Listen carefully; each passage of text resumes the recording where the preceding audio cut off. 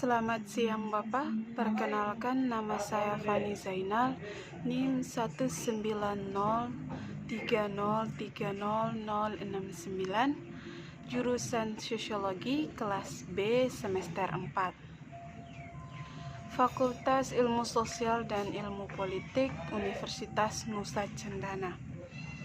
Baik Bapak, di sini saya akan menjelaskan mengenai review buku kedua yang berjudul Bendera Hitam dan Gerakan Sosial.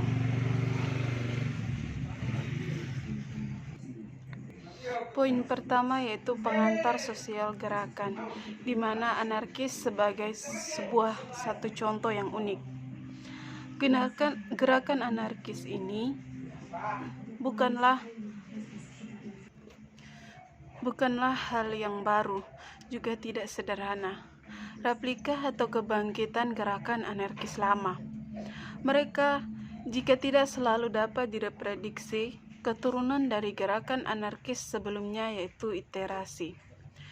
Meskipun baru dalam banyak fokus ini, retorika dan taktik mereka, hari ini gerakan anarkis juga memiliki konsistensi yang luar biasa dari waktu ke waktu dan hubungan yang kuat dengan gerakan anarkis masa lalu.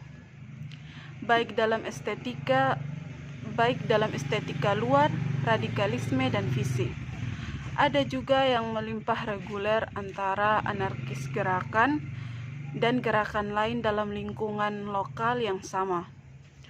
Kaum anarkis secara menyeberang ke gerakan lain, dan dengan melakukan itu, mereka bekerja untuk menguburkan batas antara mereka yang bertindak sebagai anarkis dan mereka yang mengidentifikasi diri sebagai anarkis.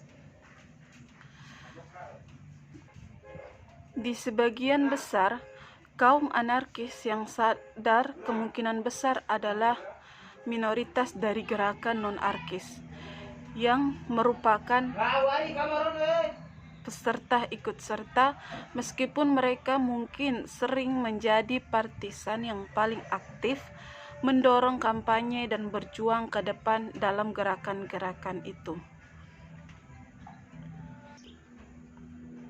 Di sini contoh utama yang saya gunakan adalah gerakan anarkis kontemporer.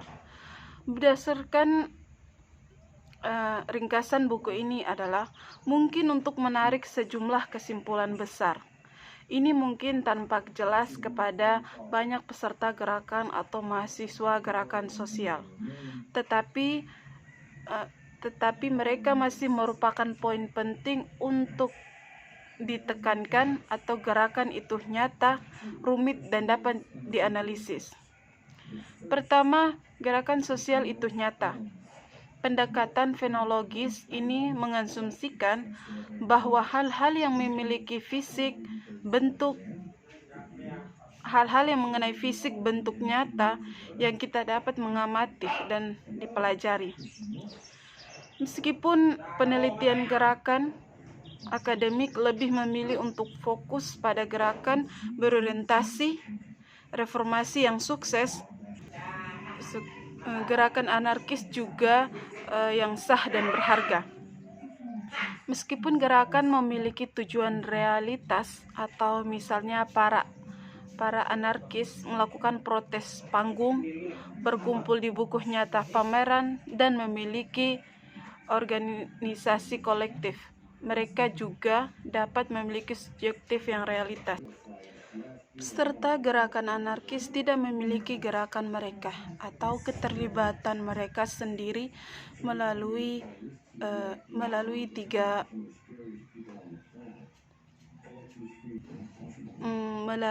serangkai atau arus utama. Untuk benar-benar mengerti anarkisme, kita harus mempertimbangkan kondisi objektif gerakan anarkis serta visi subjektif dan interpretasi anarkisme oleh peserta gerakan.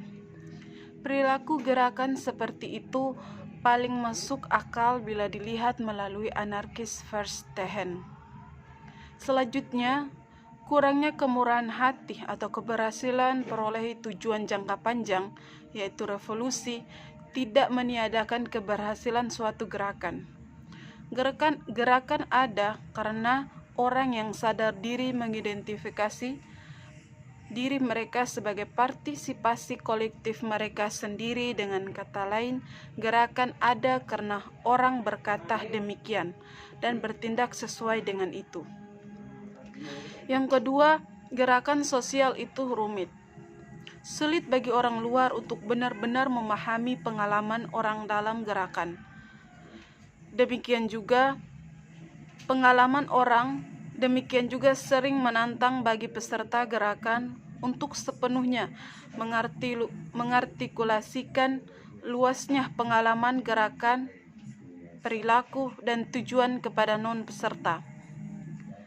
Beragam pendekatan multifase yang dilakukan untuk memahami kompleksitas gerakan, berbeda dengan karikatur kasar yang ditawarkan di media arus utama, propaganda, pemecatan yang ditawarkan oleh politis, atau bahkan poin pembicaraan yang ditawarkan oleh banyak juru bicara gerakan sosial. Gerakan tidak sederhana atau tanpa kontradiksi. Dalam kasus gerakan anarkis, kerumitan ini dimulai dengan kebingungan yang disengaja, tetapi juga melibatkan beragam ideologi prioritas strategis dan organisasi metode isolation yang menggambarkan gerakan anarkis Amerika jaringan atas. Ketiga, gerakan sosial dapat dijelaskan dan dimodelkan walaupun tidak pernah untuk kepuasan semua orang. Tujuan ini adalah tujuan dari teori.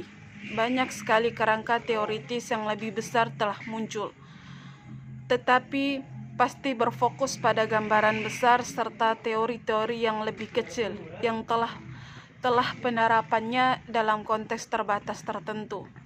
Keanekaragaman teori gerakan memang sifat ketradiktifan dari banyak teori ini. Menyarankan pendekatan postmodernisasi terhadap kegunaan teori dari situasi ke situasi, gerakan ke gerakan. Akibatnya tidak ada teori gerakan yang tampaknya berhasil sempurna dalam segala hal. Yang kedua yaitu anarkis sebagai individu. Ada banyak kesamaan antara anarkis kontemporer dan mereka, generasi sebelumnya. Meskipun juga tidak kemungkinan untuk membuktikan dengan percaya diri karena kurangnya data historis yang sebanding, namun kita dapat mengintegrasikan secara konkret klaim yang dibuat oleh media dan penegakan hukum anarkis. Ketika ada responasasi, walaupun dalam banyak stereotip, kenyataannya seringkali jauh lebih banyak beragam dan bernuansa daripada yang diklaim. Meskipun sulit dan rumit untuk mengukur ada banyak keragaman dalam gerakan anarkis sendiri, anarkis adalah bukan hanya hooligan dan penghancur jendela seperti yang sering menjadi fokus laporan media. Kaum anarkis sendiri memandang keragaman ideologis mereka sebagai kekuatan dan kelemahan, atau untuk sebagai alasan tertentu saja. Soal anarkis, sosial anarkis, demografi tampaknya lebih beragam daripada yang sering diduga, tetapi masih sangat tinggi dan setidaknya relatif putih. Teori gerakan sosial. Meskipun anarkisme itu sendiri merupakan teori sosial, anarkisme telah dipahami dan dimanfaatkan oleh sosiologi untuk mengembangkan teori sosiologi. Demikian juga gerakan anarkis. Gerakan anarkis sendiri merupakan aplikasi dari sosial dan perwujudan dari teori anarkis. Tentu saja teori aktivis terjadi di dalam semua gerakan sosial. tetapi akademisi cenderung fokus hampir secara eksklusif pada reformasi gerakan arus utama. Ada kontribusi yang mengesankan oleh para ahli teori gerakan sosiologi, tetapi para aktivis tetap frustasi dan acuh tak acuh terhadap upaya miskin untuk berteori tentang revolusioner atau gerakan anti-otoritarian seperti anarkisme.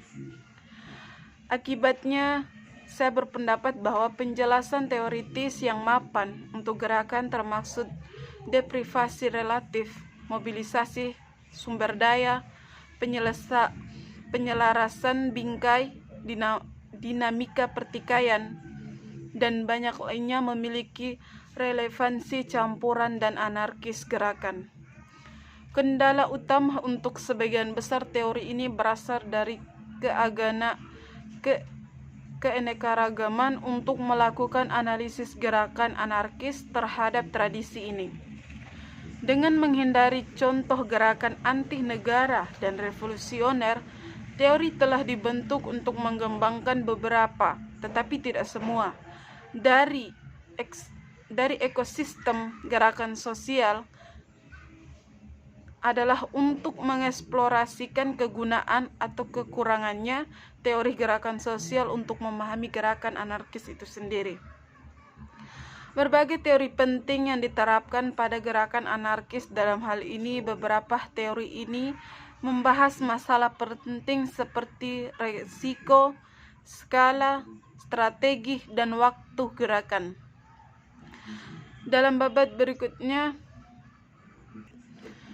secara aktif menerapkan teori gerakan sosial pada gerakan anarkis, khususnya peluang politik, gerakan sosial baru, dan teori modal sosial. Orientasi yang tepat diambil untuk mengembangkan teori yang terbaik, melestarikan dan meningkatkan apa yang baik dari baik asal ilmiah Amerika dan Eropa, dan membangun teori yang lebih baik. Akhirnya, dari bab ini mengeksplorasikan kegunaan teori gerakan sosial untuk gerakan anarkis sendiri. Sebuah teori sosial dapat berupa berbagai hal, tetapi pada intinya sebuah teori menjelaskan dan model. Meskipun ada banyak pengalaman teoritis di dalam sosiologi kontemporer, beberapa terdapat konflik langsung satu sama lain. Di lain kata, sangat mungkin bagi sebuah teori untuk mencoba teori lain atau model yang dibuat untuk cara kerja sesuatu bisa sangat berbeda berdasarkan sudut pandang teoritis yang diasumsikan. Oleh karena itu, manfaat utama dari teori tertentu mungkin adalah relasional, tetapi sosiologi memiliki pengaruh pada teori gerakan sosial. Gerakan sosial juga memiliki dampak yang nyata pada sosial teori itu sendiri. Memang pola yang terakhir ini cenderung mendahului pola yang pertama. Baik Bapak, terima kasih. Mungkin ini saja yang dapat saya jelaskan. Selamat siang Bapak.